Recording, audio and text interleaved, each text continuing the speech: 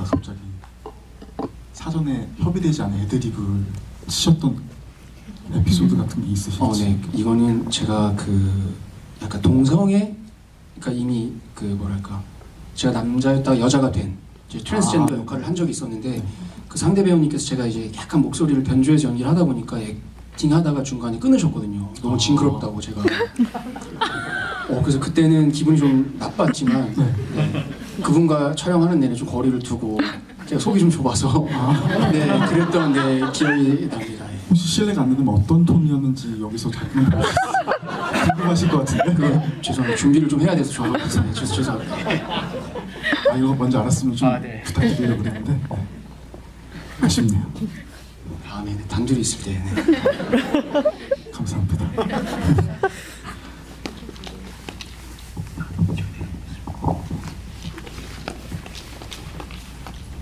그 다음에 이제 다음 작품 하이라이트 말씀하셨던 작품 하이라이트까지 제가 질문 드리고 나서 카톡방에 질문 올려주시면 그거 바로 연이어서 질문할 테니까 조금만 기다려주세요.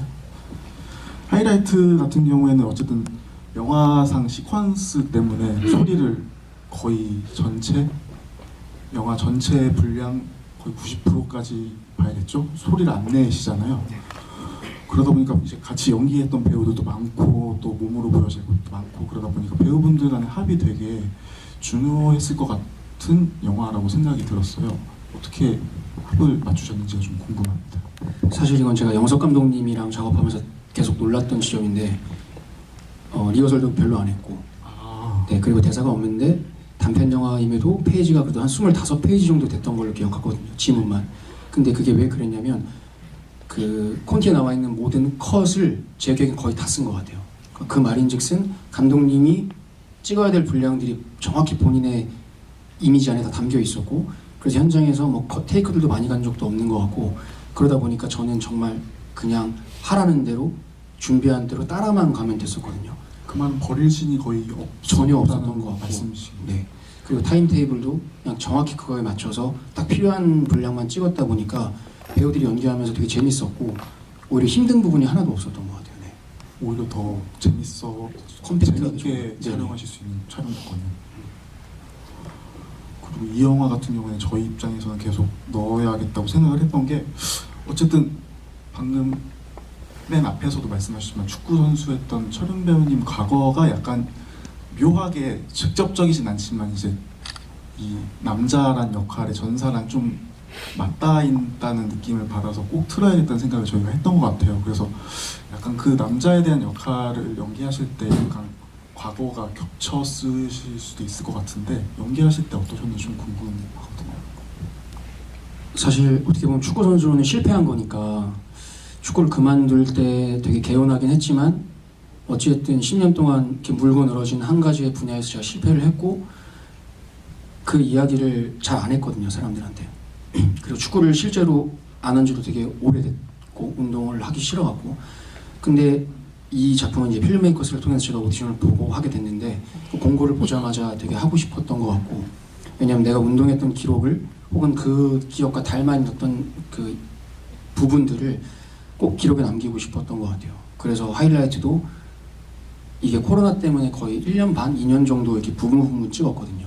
오래 찍으셨네요. 네, 이렇게 세트장이 막 대여가 안 되고 이러다 보니까 그래서 이렇게 띄엄띄엄 찍었는데도 불구하고 너무 좋았던 기억만 남아있는 것 같아요.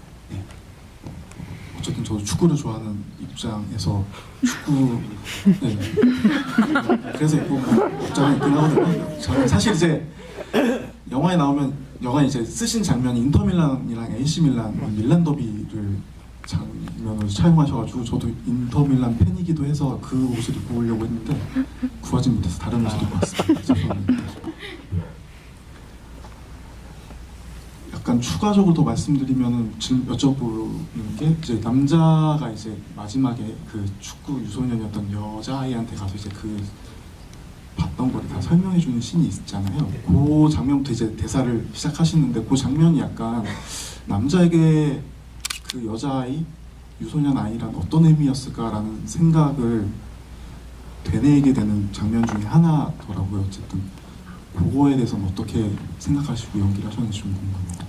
사실 그 아이도 시력이 안 좋기 때문에 뭐 영화상에서 곧 실명이 될 수도 있고 사실 아, 뭐 저는 그렇게 생각을 했거든요. 그래서 이 아이가 축구 선수의 꿈이라기보다는 어떻게 보면 그 친구도 제가 처음 축구를 했던 이유인 좀 자유를 갈망을 해서 축구를 좋아하는 걸 수도 있다고 생각을 했고, 그래서 그거를 최대한 이 남자가 잘 전달을 해주는 게 이 영화의 어떤 가장 궁극적인 목표다 보니까 그 말을 하면서는 저도 신났고, 그리고 실제로 제가 직접 적은 부분들을 그대로 읽어준 거거든요. 그래서 되게 설레이는 마음으로. 그럼 그 적으신 게 다 그냥 그 대본이 아니라 실제로 그냥 네네, 배우님이 맞아요. 보시고 적으신 거군요. 네. 그래서 되게 설레는 마음으로 이렇게 재밌게 막 읽었던 것 같아요. 어쩐지 그 딱 이제 대사가 딱 나올 때 너무 자연스럽게 딱 하셔가지고 캐스터처럼. 그래서 감사합니다. 약간 좀 어쨌든 축구 선수시다 보니까 더 그게 더 잘하실 수밖에 없긴 하지만 캐스터는 또 다르니까 그렇죠. 되게 그 장면 뭐 좀 와닿았던 점도 있었거든요. 사실 영석 감독님이 너무 이렇게 다 열어줘가지고 뭐 어떤 동선이나 대사나 하고 싶은 대로 했으면 좋겠다, 잘 담아만 주겠다라고 얘기를 해서 되게 편하게 찍었던 것 같아요.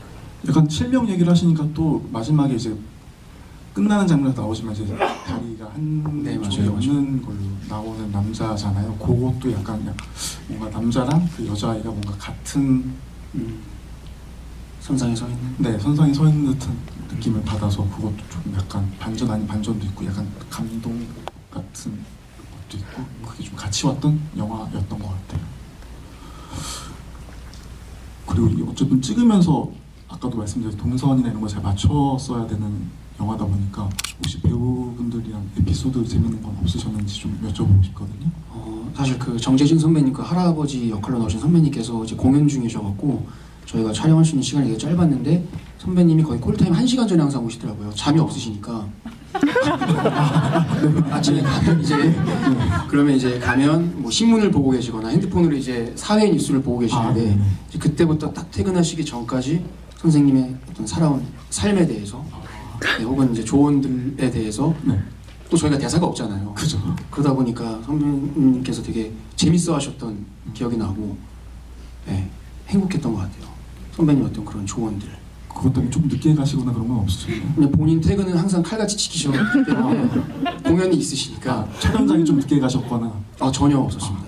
네. 혹시 바른 생각 상당히 주셔가지고. 그럼 이제 관객 질문 여쭤보도록 할게요. 네 작품 모두 다 다른 느낌의 캐릭터였는데 연기하실 때 가장 중요하게 생각하는 것 또는 각 캐릭터별 몰입할 때 무슨 생각을 하시는지 궁금하다고 초른 배우 최훈님께서 질문 주셨습니다. 뭐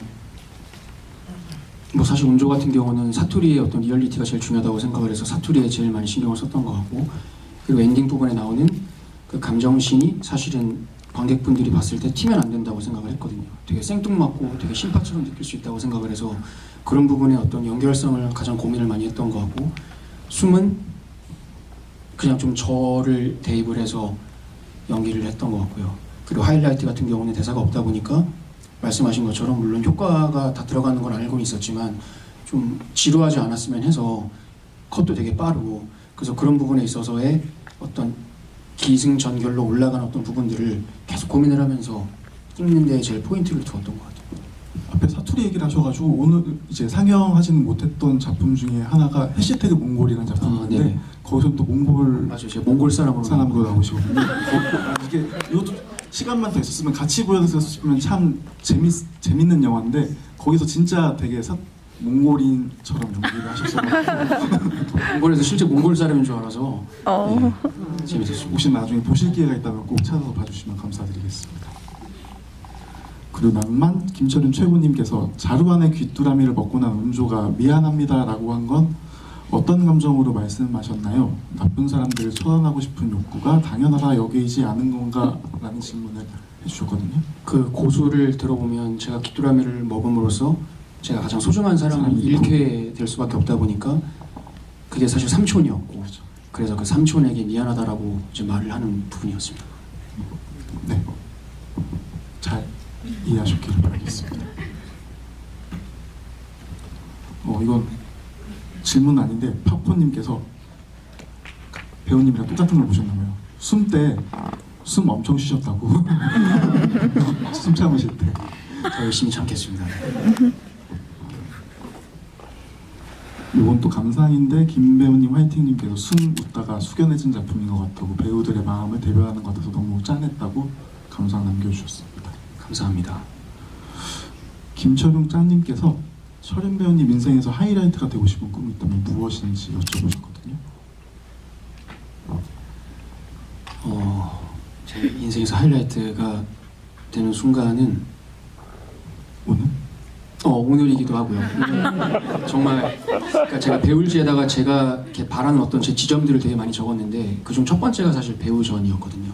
되게 민망하기도 하고 어떻게 보면 창피할 수도 있지만 그냥 좀 뭐랄까 저 스스로에게는 좀 중간 점검 같은 느낌이었던 것 같아요. 내가 잘 가고 있는지 아닌지에 대한 사실 답이 없다 보니까 이런 자리를 함으로써 가짐으로써 열어주심으로써 저 스스로는 진짜 조금 더 해도 되겠다라는 어떤 힘을 받는 자리였거든요. 그래서 말씀하신 것처럼 조금 이렇게 간지럽지만 오늘 네, 그래서 저 지금 표정이 살짝 안 좋아져서 안 좋아지는 게 너무 간지러워서 오늘이라고 말씀드리는 농담이었고요. 더 어쨌든 더 올라가실 배우님이기 때문에 아직 하이라이트는 조금 뒤에 있는 걸로 생각해 주시면 좋지 않을까 싶은 마음에서 말씀드렸습니다.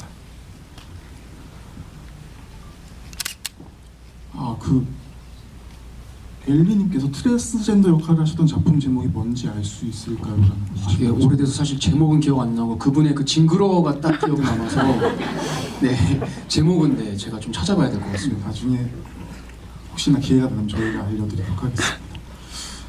김한나님께서 철은 배우님은 슬럼프 시기를 어떻게 극복하세요? 라는 질문을 해주셨거든요. 사실 제가 운동을 했다 보니까 좀 무식한 부분이 있어서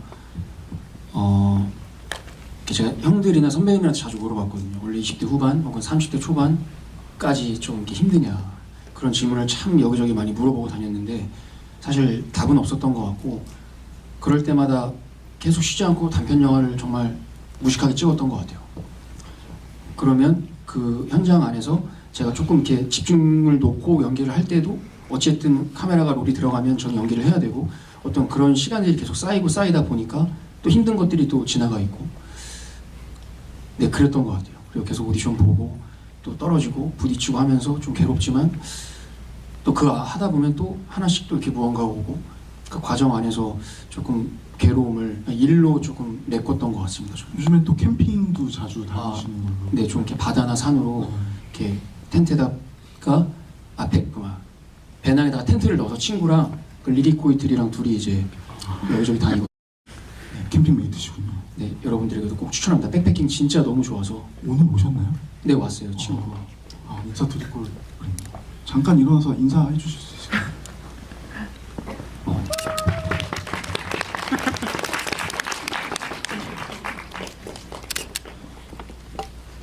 TV 보는 무진님께서 29, 30살 때 배우로서 힘든 시기가 있으셨다고 방금 말씀 주셨는데 이걸 딛고 일어난 계기가 있으실지 여쭤보시거든요.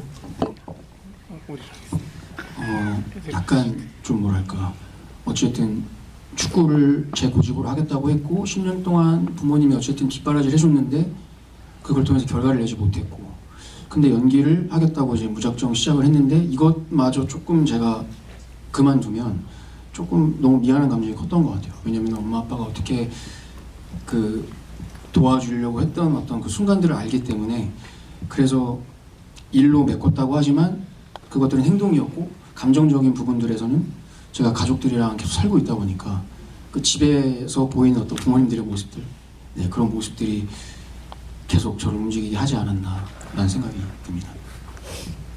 어머님도 오셨으니까 또 네. 오늘 좋은 자리가 되지 않았을까라는 생각이 들기도 하고 그랬으면 좋겠네요. 네.